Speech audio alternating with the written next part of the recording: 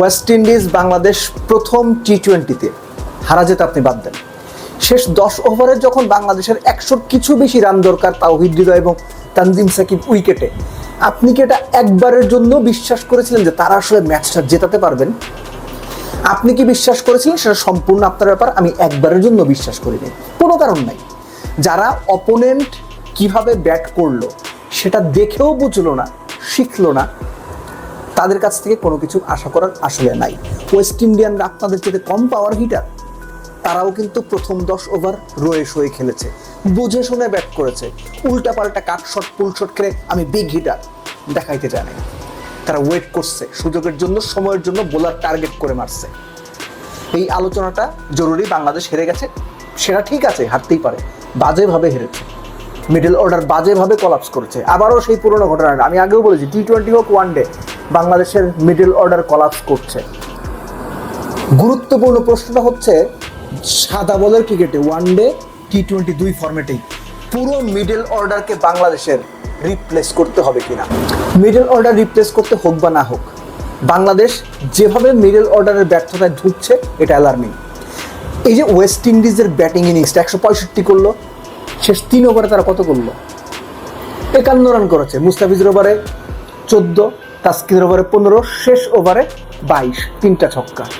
রফম্যান Powell 17 বলে 8 run ছিল, শেষ ওভারে 3 ছক্কা মেরেছেন। ওয়েস্ট ইন্ডিজ পাওয়ার পেতে 35 তুলেছে, 10 ওভারে তাদের রান 60 হয় নাই। ওই যে ক্যালকুলেশনটা করে নিয়েছে, ঋষাদ যখনই বোলিং এসেছে তারা অ্যাটাক করেছে। এই যে ক্যালকুলেট করা, কাকে কখন মারবো, খেলাটা ডিপে নেওয়া, প্রয়োজনে আমি শেষ 3 ওভারে গিয়ে 60 রান তুলবো। ওয়েস্ট ইন্ডিয়ানরা খুব ভালো জানতো তারা অনায়াসে শেষ 3 ওভারে গোটা 5-6 ছক্কা মারতে পারবে, মেরে দিছে। যখন 165 হয়ে গেল তখন কিন্তু বাংলাদেশ চাপে। অথচ বাংলাদেশ এই যে ওয়েস্ট ইন্ডিজের ব্যাটিংয়ের ধরন সেটা দেখেও শিখল না। উইকেট যেমন এখানে 160, আমার মনে হচ্ছে খুব বেশি রান না। বাংলাদেশের এই রান চেস করা উচিত ছিল। সমস্যাটা কোথায় হলো? স্টার্টটা ভালো হলো। স্টার্টটা ভালোর পরে আমরা একটা কথা প্রায়ই বলি, বাংলাদেশের ব্যাটাররা, বোলাররাও, ব্যাটাররা মেইনলি ক্যারিড অ্যাওয়ে হয়ে যান। এই যে ধরেন আমি শট খেলতেই থাকবো, কোন বল, কোথায় ফিল্ড সেট আপ, কি প্ল্যান অপোনেন্ট করছে, চিন্তা ভাবনা কোনো বালাই নেই।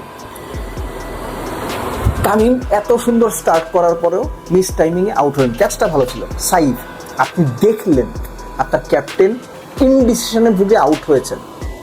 আপনার সুইপ শট ওই মুহূর্তে আমি জানি না দরকার ছিল। শামীম হোসেন পাটোয়ারি, ওইটা পুল করার ওই লেন্থের বলই না ভাই। আপনি পুল খেলে বসেন, ওই যে আমি পাওয়ার হিটার দেখাবো, দলের জায়গা আপনার এখন নড়বড়ে হয়ে গেল। নুরুল হাসান সোহান, কাট খেলেন ভালো কথা, কিন্তু কখন কোন পরিস্থিতিতে খেলছেন? আপনার 4 উইকেট চলে গেছে। পাওয়ার প্লের মধ্যে আপনার 40-42 চলতে 4 উইকেট নাই। এত প্রেশারের মধ্যে আপনার কি বেশি শর্টস খেলা প্রয়োজন? ওয়েস্ট ইন্ডিয়ানরা কিন্তু সেটা করেনি। রয়েছে সামনে খেলেছে, সোজা খেলেছে, ভিতে খেলার চেষ্টা করেছে, শর্ট বল একের জন্য খেলেছে, বড় স্ট্রাইক, বড় শট খেলার দিকে তারা শুরুতে সেভাবে ট্রাই করে। বাংলাদেশ কিন্তু সেটা করেনি। মারতে হবে, বাজেভাবে হেরেছে বাংলাদেশ। বাজেভাবে মারতে গিয়ে উল্টো পিটুনি খেয়ে মাঠ ছাড়তে হয়েছে। আমি আবারও বলছি, ম্যাচ হেরে গেছে, এটা নিয়ে কোনো অসুবিধা নাই, ম্যাচ হারতেই পারে, কিন্তু বাংলাদেশের মিডল অর্ডার, স্পেশালি 3-4-5-6 না, 4-5-6 কিংবা 4-5-6-7 পর্যন্ত এরা যেভাবে কলাপস করছে, একদম নাম ধরে যদি বলি আমি, তাওহিদ হৃদয়, জাকের আলী অনিক, নুরুল হাসান সোহান, শামীম হোসেন পাটোয়ারি, এই যে 4 জনের নাম আমি বললাম, এই 4 জন যেভাবে ফেল করছেন দিনের পর দিন, 10 ম্যাচ খেললে এরা 8 ম্যাচে ফেল করে। এদের নিয়ে বাংলাদেশ টিম ম্যানেজমেন্টের অ্যাকচুয়ালি একটু সিরিয়াস হতে ভাবা উচিত। কারণ সামনে টি-20 বিশ্বকাপ, তাদের নিয়ে যদি ক্যারি অন করতে হয়, আপনারা বিশ্বকাপের আগ পর্যন্ত তাদের খেলান, যেমন পারফরমেন্সই হয়। যদি মনে করেন তাদের বিশ্বকাপের আগে রিপ্লেস করার সুযোগ আছে, বা তাদের জায়গায় অন্যদের বাজিয়ে দেওয়ার সাহসটা বা রিস্কটা বা চ্যালেঞ্জটা আপনারা নিতে চান, চিন্তা করে দেখতে পারেন। যদি রিস্ক নিতে চান তাদের নিয়ে ক্যারি করেন।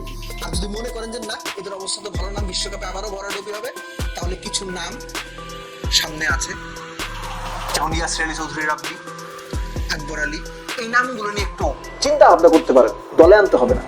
যেভাবে মিডল অর্ডার কলাপস করছে, এটা ভালো কোনো সাইন না। এটা দিনের পর দিন, সিরিজের পর সিরিজ হয়ে আসছে। কখনো টপ অর্ডারের কারণে, কখনো বাংলাদেশের বোলারদের সফলতার কারণে। লাস্ট সিরিজগুলোতে মিডল অর্ডার যেভাবে পরিমাণে খারাপ খেলেছে সেটা ওই পরিমাণে আলোচনা হয়নি, বা তাদের রিপ্লেস করার বা বাদ দেওয়ার বিষয়টা আলোচনা হয়নি। কিন্তু টি-20 বিশ্বকাপের আগে এই আলোচনাটা হোক বা না হোক, আলোচনাটা বা চিন্তাটা মাথায় থাকা জরুরি।